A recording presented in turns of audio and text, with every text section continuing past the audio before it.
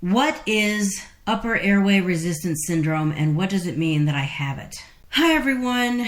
So I think the last long form video that you saw was about how I was just not in a good place. I had been warned that this medical condition that was affecting my work and causing something that's not acceptable to any employer was about to get me fired.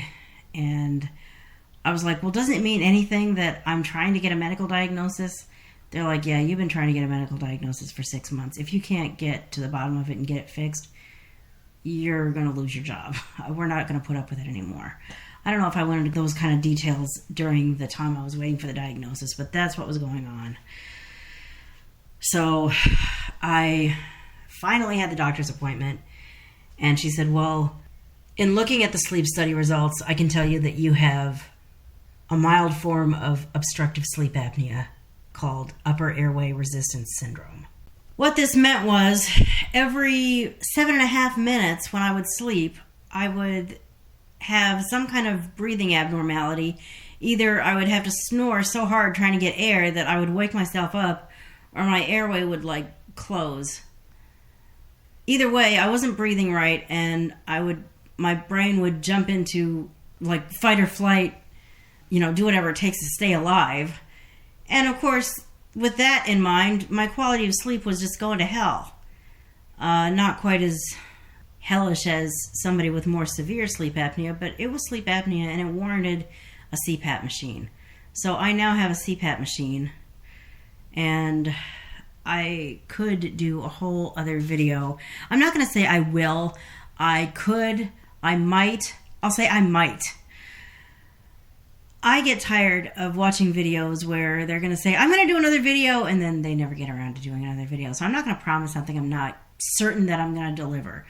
So I probably will do other videos about this situation.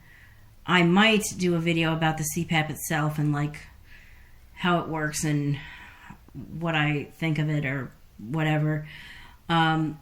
The person who set it up told me that I was probably going to need it for the rest of my life. I am okay with that idea, but I will acknowledge that did not come from my doctor. It came from the person who set it up for me. So, having the doctor confirm it might not be a bad idea.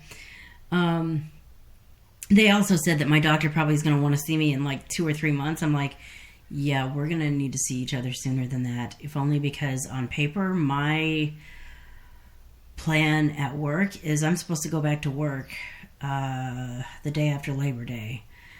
And if we don't see each other for 2 months, it's going to be that time before I even see her again. And she's going to have to authorize my return. They're going to need a doctor's note saying, yeah, her condition is under control, and I'm confident that she won't have that problem again at work. Because I was at the point where, this is why I took medical leave, I did not trust myself not to have that problem. And it was 2 infractions, 2 incidents away from getting me fired. So I was like, well, if it's either get fired or go on medical leave, I'm going to try to go on medical leave. Anyway, right now I've got, 10 weeks to either decide I'm going back to work and get my obstructive sleep apnea, aka upper airway resistance syndrome, under control, or decide I'm not and know what's coming next. The bottom line is 2.5 weeks into my medical leave and 1 week into working with a CPAP machine, I think the CPAP is making something of a difference. That's where I am as of right now. So thanks for listening, watching, and I'll talk to you in the next video.